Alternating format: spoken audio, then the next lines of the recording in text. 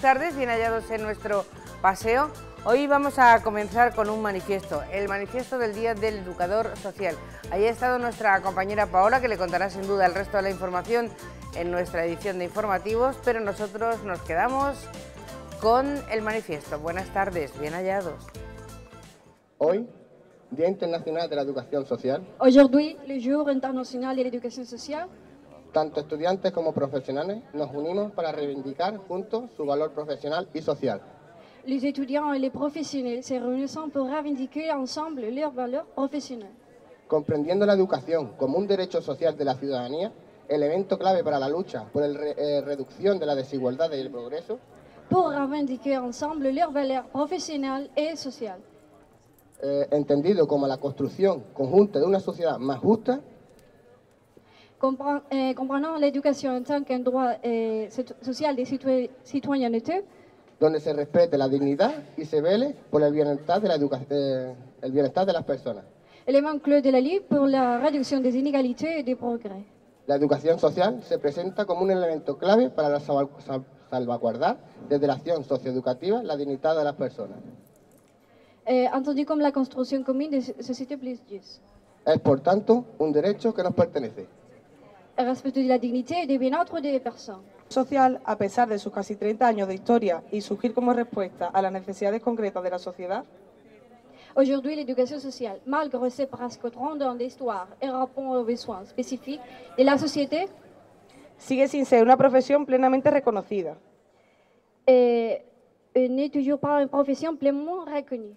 Entre otras cuestiones, aún dando voz a la ciudadanía y generando contextos de diálogo y participación reales. Elle donne même les paroles aux citoyens et génère de véritables contacts de dialogue et de participation permettant. Que posibilitan, entre otras cuestiones, la convivencia. Permettant la coexistencia. Sin un marco legislativo que respalde nuestra labor, no habrá posibilidades de desarrollarla desde plenitud profesional y social. Sans un cadre législatif qui soutient notre travail, il n'existera aucune possibilité de le développer à partir de la plénitude professionnelle et sociale. Estamos viendo cómo la ciudadanía toma hoy las calles. Nous voyons aujourd'hui comment les citoyens descendent dans les rues. Y sigue recordándonos que no debemos dar ni un paso atrás en las conquistas de nuestros derechos sociales. Et nous rappelle sans cesse que nous ne devrions pas reculer dans la conquête de nos droits. Y que la transformación de la sociedad debe regir el principio de igualdad de oportunidades y justicia social. Et que le principe de l'égalité des chances et de la justice sociale devrait régir la transformation de la société. Debemos fomentar y participar en la construcción de una nueva política que no sea refugio de valores insolidarios. Nous devons promouvoir et participer à la construction d'une nouvelle politique qui ne soit pas un refuge pour des valeurs inconditionnelles. Frente a un escenario en el que los derechos fundamentales de las personas se violan sistemáticamente. Quand scénario dans lequel les droits fondamentaux des personnes sont systématiquement violés. Por ello, hemos de velar porque la educación social se inserte en los diferentes escenarios sociales y políticos. Par conséquent, nous devons nous assurer que l'éducation sociale est insérée dans les différents scénarios sociaux et politiques. Garantizando unas políticas de bienestar que permitan el pleno desarrollo de las personas. Como cada año, seguimos reivindicando la educación social como una labor necesaria en una sociedad cada vez más desigual y vulnerable. Un travail nécessaire dans une société de plus en plus inégale. Y como lucha en defensa de los derechos humanos y el bienestar social de las personas. Negar esto es negar un derecho de la ciudadanía, un derecho de todos. Nier cela, c'est nier un droit de citoyenneté, un droit pour tous.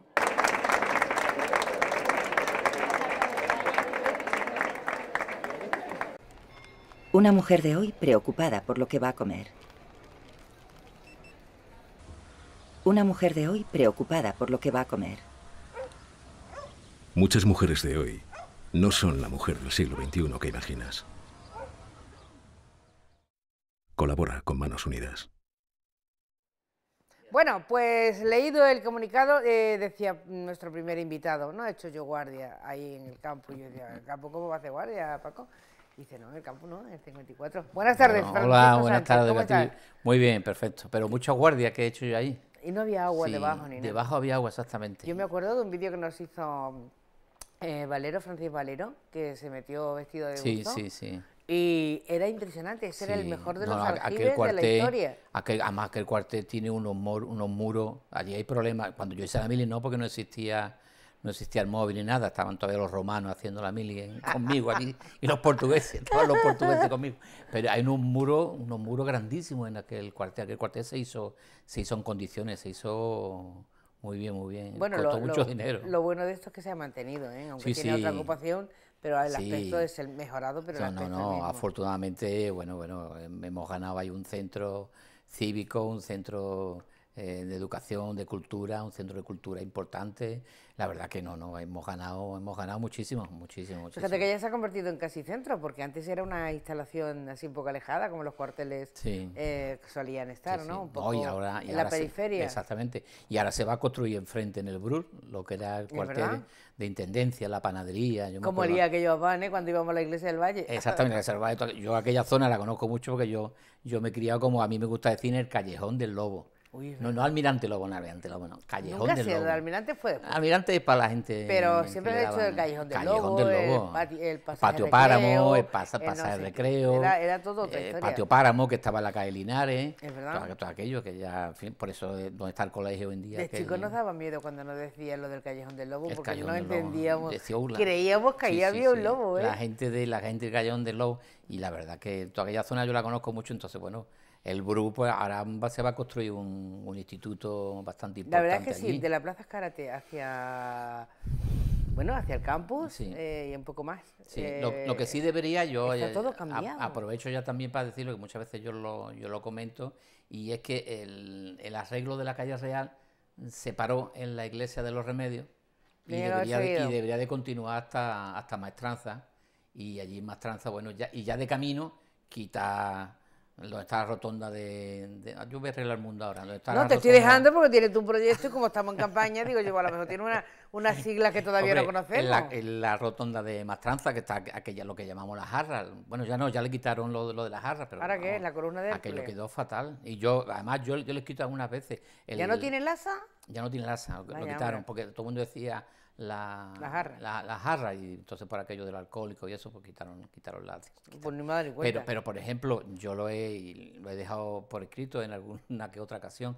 El monumento que hace poco, la escultura hace poco se ha inaugurado en los jardines de San Sebastián, Ujú. al regimiento de ingenieros, Podía estar allí. podía estar allí, porque es que allí, enfrente, estaba la maestranza de ingenieros, Es verdad. que es donde están hoy los juzgados militares, y más para arriba estaba el cuartel, que estaba ingeniero. O sea que esa figura debería de estar Paco, en venimos maestranza. un día a reivindicarlo, porque entonces no voy a hablar de tu conferencia. Sí, es verdad. Y entonces, bueno, la gente hay que convencer a...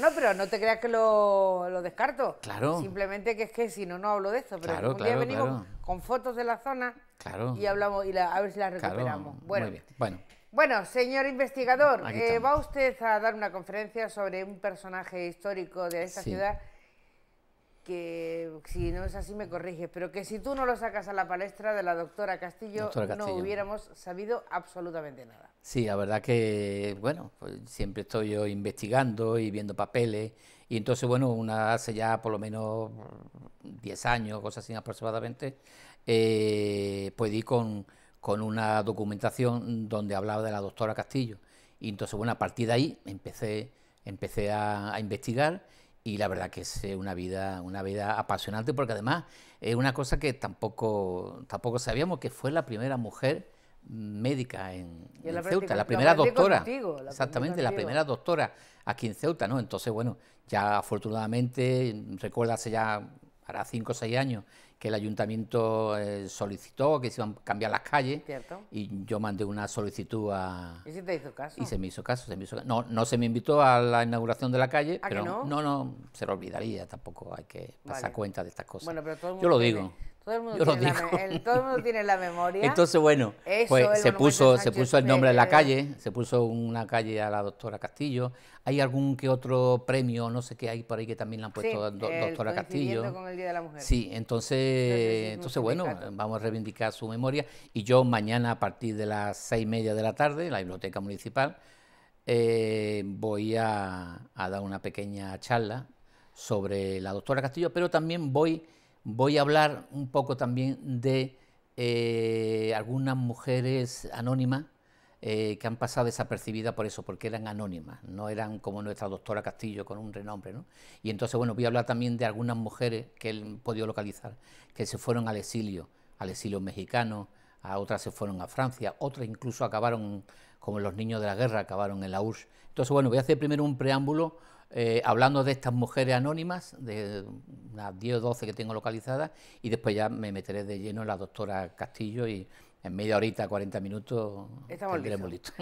Porque tenemos que decir que esta conferencia que da Francisco Sánchez Montoya mañana en la Biblioteca Pública del Estado no es porque se lo han antojado, es que están dentro de las jornadas de historia del Instituto de Estudios Ceutí, que este año está dedicado a la mujer, por decirlo de alguna manera, ¿no? Sí. Bueno, has traído fotos. Tú siempre me invitas, en vez de una cerveza, una foto, que yo lo agradezco infinitamente. Sí, claro, es mejor, con la imagen. No tengo duda. Sí, mira, esta es la ficha que le hacían, esta no era doctora Castillo, eso por empezar. Esta es la ficha que le hacía a los exiliados que llegaban a México, ¿no? Aquí tenemos esta señora muy importante en la historia de Ceuta, exactamente. ¿Quién es? Pues Carmen Rosado. Esta mujer es la esposa de Rafael Jiménez Cazorla. Rafael Jiménez Cazorla fue en el año 35 y 36 presidente del Partido Socialista en Ceuta. Rafael Jiménez Cazorla es un personaje en la ciudad y además un personaje del que podemos hablar porque en aquel libro que yo publiqué en el 2004 conseguí una documentación y entonces el marido en la tarde del 17 de julio del 36 trabajaba en telégrafo, donde en la Marina y a mano derecha, donde estuvo Mole Marruecos, por ahí estuvo telégrafo. Bueno, trabajaba en telégrafo, entonces rápidamente se enteró de que las tropas se habían sublevado en Melilla. Entonces el marido de Carmen Rosado, junto con el presidente de la Junta de Obras del Puerto de aquella época, un tal Piñuelas, pudieron salir de la ciudad, porque estaban viendo que en Melilla ya las tropas se habían sublevado y él, junto con el presidente de la Junta de Obras del Puerto, se fueron para Tánger. ¿Y entonces, su mujer por qué está fichada? No, esa es la ficha que le hacían en México, de entrada, ¿no ves? Servicio de migración. A todo el que llegaba a México en esa década, eso es los años 40 y año 45, le hacían esa ficha. Y entonces, bueno, después Rafael Jiménez Cazorla se quedó en Tánger, en fin, una historia más larga, porque vamos a dejarlo porque si no, nos metemos en cosas de la mujer. Y entonces, un fascista italiano que había aquí en Ceuta en la época de la Guerra Civil, que se llamaba Renato Carrara, consiguió, no sé cómo se consiguió que la familia pasara a Tánger, y entonces no sé, hubo a lo mejor algún intercambio, y entonces, bueno, pues ya años después, en el año 45, embarcaron, como otras muchas ceutíes, embarcaron en Casablanca, de Casablanca hacia Veracruz, y en Veracruz ya desembarcaron en México, donde está esta ficha. Entonces, bueno, pues voy a hablar de unas 10 ceutíes aproximadamente que pudieron salir de nuestra ciudad. ¿Nunca más se supo? ¿Se quedaron allí? Quedaron allí. Yo he tenido contacto con el nieto, que no había tenido contacto, pero hace cuestión de un par de años.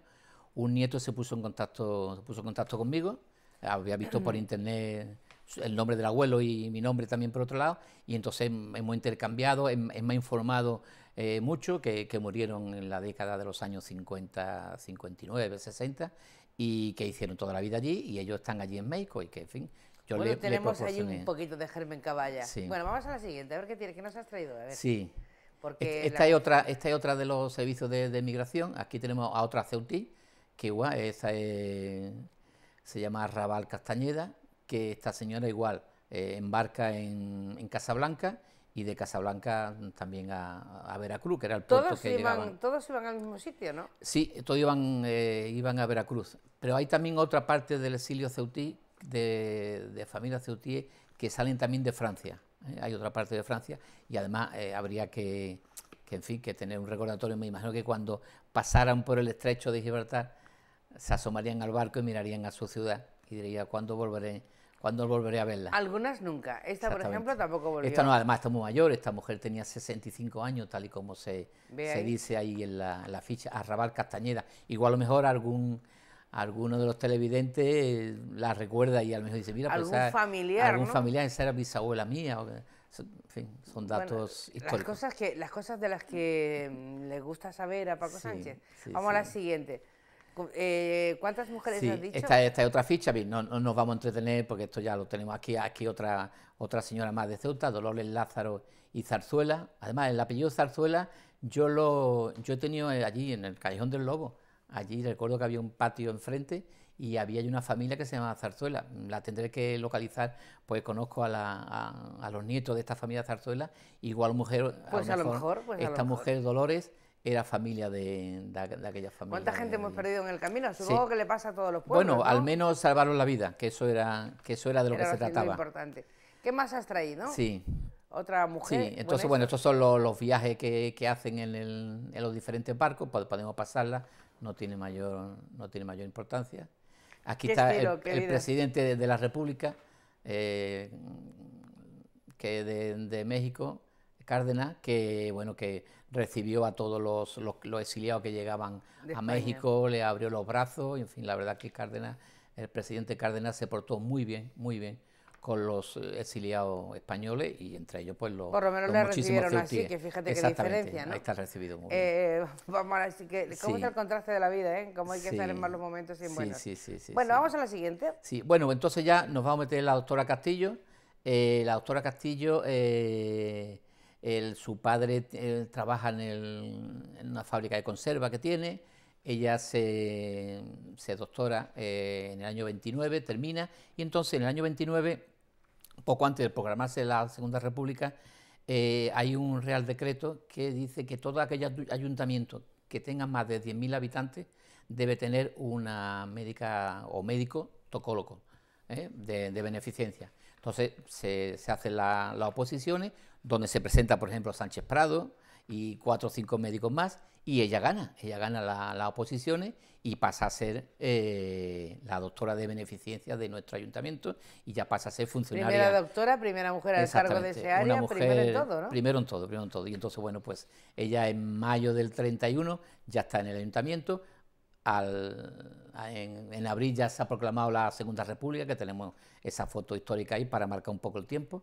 Y las siguientes imágenes yo creo que serán ya de esta. Esta es una de las... Bueno, vamos primero a datarla. Esta es la Casa del Pueblo de Ceuta, de donde precisamente se ha sacado el mosaico que se ha puesto en la Casa del Pueblo, se ha sacado de esta foto. Esa es la Casa del Pueblo de Ceuta. Allí está la doctora Castillo, ahí la tenemos de pie. Entonces ahí está impartiendo una conferencia que es sobre el seguro de maternidad en las mujeres. Además, si te das cuenta, abajo en lo que están escuchando, exactamente, son mujeres, niños. Bueno, pues esto le sirvió, tras el golpe militar del 17 de julio, esto le sirvió al nuevo régimen establecido tras el golpe militar, acusándola a ella de que estaba dando mítines en la Casa del Pueblo, nada más lejos de la realidad cuando se ve ahí que están las mujeres, están los niños, está ella explicando. Entonces, bueno, esa es la Casa del Pueblo, una explicando foto. Y bien acompañada, que no la dejaron sola en la mesa. Sí, una foto maravillosa. Trágica, esa foto. Como yo siempre digo, desgraciadamente no sabemos los nombres de esas personas. Bueno, podía ser a lo mejor un Sebastián Ordóñez, que fue sacado de su casa y fusilado en la vía pública, porque Sebastián Ordóñez era presidente de la Casa del Pueblo. Bueno, puede ser, y los demás, pues demás compañeros. Hay otra imagen. Podría haberla dejado sola para la conferencia, que seguro que ella sabía hablar. Bueno, pero no, cualquiera. Bueno, aún así... Seguramente estarían en la presentación, porque se ve ahí como hablando el señor que está a la izquierda, estaría presentándola, bueno, y ahí está aplaudiendo, porque salen las manos movidas, ¿no? Salen las manos movidas del que está a su derecha. Bueno, vamos a la siguiente. La verdad es que no es una...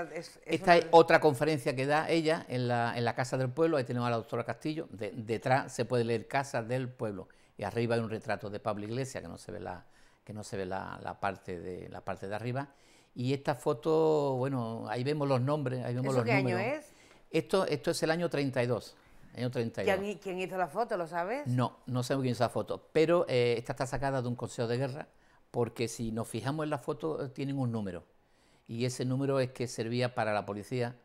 Como prueba. Como prueba, y entonces ahí está, pues, Becerra. Ahí está, por ejemplo, una familia...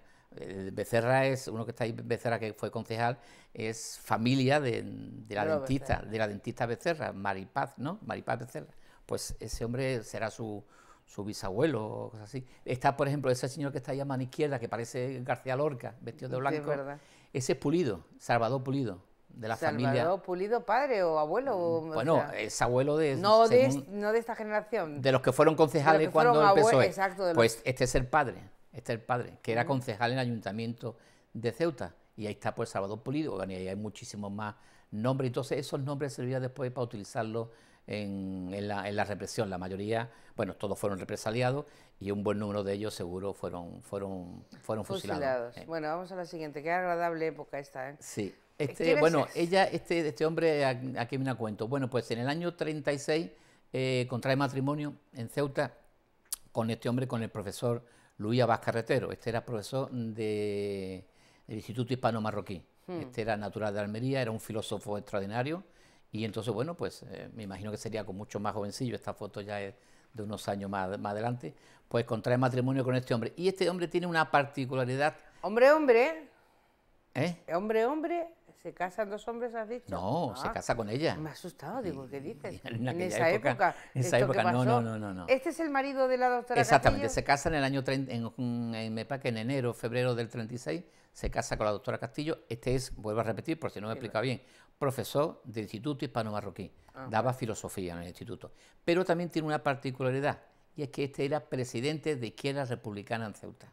O sea, que hay unas connotaciones políticas. Todo se une ahí, ¿eh? Sí, hay Todo. unas connotaciones políticas. Y entonces, bueno, pues muy feliz, me imagino, con su marido y en fin, preparando un futuro esperanzador. Y ya te digo, en el año, a principios del 36 se casa y todos, me imagino que, bueno, todos son alegría y cosas de esas. Pero, desgraciadamente, llega el 17 de julio del 36, cuando... O sea, nada, cuando España se viste de blanco y negro, más bien de negro.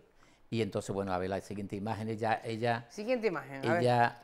En el año 36, pues el 17 de julio, como he dicho, se da el golpe militar y ella ya está temerosa. Tiene la suerte de que su marido no se encuentra en Ceuta. Su marido se encontraba en Madrid en unas reuniones, no sé si en un examen, total, que se encontraba en Madrid. Si no, el marido pues lo hubieran fusilado. Esta imagen es una imagen histórica. Esto es el 19 de julio de 1936. Esto es la circunscripción militar, que esto estaba a la izquierda. Si nos ponemos a mirar hacia la Plaza de África, no, hacia la Iglesia de África, a la izquierda, ahí había unas oficinas militares, donde hoy en día está González Tabla, un poquito más para acá, estaba ese edificio. Entonces, el 19 de julio de 1936, ha aterrizado el general Franco, que está ahí a la derecha, junto a Yagüe, que está a la izquierda, aterriza en el aeródromo de Sania-Ramel y visita nuestra ciudad. Sale al balcón y bueno, y ahí se dirige a los ceutíes, pues en fin, en los términos que ya más o menos todos conocemos. Entonces, claro, ya a partir de aquí empieza ya a temerse lo peor, no por ella, porque ella no tiene ninguna connotación política, pero ya empieza a temerse lo peor, sobre todo por su marido, pero tiene la suerte de que su marido se encuentra en Madrid. Y entonces, bueno, ya empieza las siguientes imágenes que podemos ver, ya empiezan los edictos.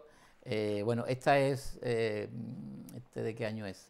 Esta es cuando la nombran a ella funcionaria municipal. Podemos pasar la imagen porque de esto ya hemos, vamos a la siguiente. De esto ya hemos hablado. Y entonces, bueno, esta sí, esto ya empiezan aquí a llegarle la documentación, a llegarle en el año 38 sobre todo, empiezan a decirle que se le ha abierto un procedimiento, que es una persona, ahí lo dice, desafecta, además se utiliza esa palabra, ¿no?, muy de aquella época, desafecta al movimiento nacional, y que estuvo dando un meeting en la Casa del Pueblo, y que habría que expulsarla del ayuntamiento porque no es de confianza para las nuevas autoridades. No es grata. Y entonces, bueno, pues a partir de aquí ya empieza ella un edicto, otro edicto, y ya en el año 39 es cuando ya ella la expulsan del ayuntamiento. Si hay siguientes imágenes, ya todas las siguientes imágenes, ¿no?, son todas documentos que ella va recibiendo uno tras otro, responsabilidades políticas. ¿Y qué hace cuando total, que entonces ella ve que en el 39 la echan la expulsan del ayuntamiento, como otros muchísimos, no solamente ella, otros muchísimos funcionarios municipales. Ella ve que en Ceuta no puede continuar, una ciudad pequeña donde a ella se le señala, en fin. Y entonces ella prepara, y en el año 45 la vemos el año 43, perdón, la vemos en Burgos. Además, Burgos también una ciudad que también, bueno, en Burgos también una ciudad totalmente adicta al régimen, ¿no? Pero bueno, ella aparece en Burgos, no sabemos por qué razón, si es que tenía allí amistades. Y entonces en Burgos ella vuelve a ser otra vez la primera mujer médica en Burgos, que es curioso, ¿no? Que en Burgos, una capital, pues que no hubiera... Entonces, bueno, está en Burgos está hasta el año 45, donde ella ve que, bueno, que tampoco en Burgos tiene mucho futuro, y sobre todo su marido, porque habría que hacer un paréntesis, la dejamos allá en Burgos, vamos a dejarla allá en Burgos, y su marido, ¿dónde está? Pues su marido, cuando termina la guerra civil, está en Alicante, como otros muchísimos españoles, como por ejemplo, vamos a hacer un paréntesis, nuestro querido Fructuoso Miaja, que estaba allí en Alicante, él acabó en un campo de concentración en Albatera, Fructuoso Miaja. Y entonces su marido, el marido de Antonia, embarca en el barco Starbuck, un barco muy famoso que va hacia Orán. Entonces llega a Orán, allí lo meten en un campo de concentración, aquello está en manos de los franceses, pero los franceses, como siempre, dándonos mucho cariño, siempre. Y entonces él acaba en un campo de concentración, allí está en un campo de concentración muchísimos años. Ella sigue en Burgos, vamos otra vez a ella, está en Burgos, pero ella ve que si se quiere reunir con su marido, en España no puede, en España su marido no puede venir porque lo van a meter en la cárcel, lo pueden fusilar. Y entonces ella pues prepara su exilio, se va a México llega en el año 45, primero hace una escala en Argentina, está unos meses y después ya a México. Y en México ella es una doctora prestigiosa, sobre todo del tema de oncología, va a Nueva York a hacer algunos cursos para ir avanzando en el tema de oncología, relacionado sobre todo con la mujer. En fin, todos son éxitos, todos son... Y ya en el año, 18 años después del año 36, es cuando su marido puede salir del campo de concentración, va a Francia y de Francia va a México. Y en el año 56, si no hablo más de memoria, en el año 56 es cuando por fin, después de 18 años de haberse casado, se reúnen los dos preparan el futuro en México y todos son éxitos. Ella es una prestigiosa doctora, él es un profesor que da clase en la Universidad de México, publica muchos libros, cualquiera que se meta en internet y ponga el nombre del marido, ve muchísimos libros. Pero claro, ellos ven que, bueno, que sí, pero que añora España, que su España querida, ¿no? Como esa canción, ¿no? España querida, que añora España. Y bueno, y ellos dicen, bueno, ya no nos van a pasar cuenta. Entonces, en el año 66, emprenden la vuelta, vuelven a Almería, se van a un pueblecito muy pequeño que se llama Gádor, que precisamente este verano yo he estado allí hablando con la concejala de ese ayuntamiento, en fin, y no tienen conocimiento de nada de esto. Y entonces, bueno, en ese pueblo Gádor, ellos están allí, en un pueblecito, y bueno, y están allí ya en el año 72, ella enferma, fallece, y ese mismo año, a los pocos 5 o 6 meses más, fallece su marido también, y los dos están enterrados en Gádor. Lo que no sabemos si ella volvió a Ceuta en algún momento cuando volvió a Almería, eso no habría que conocer de qué iba.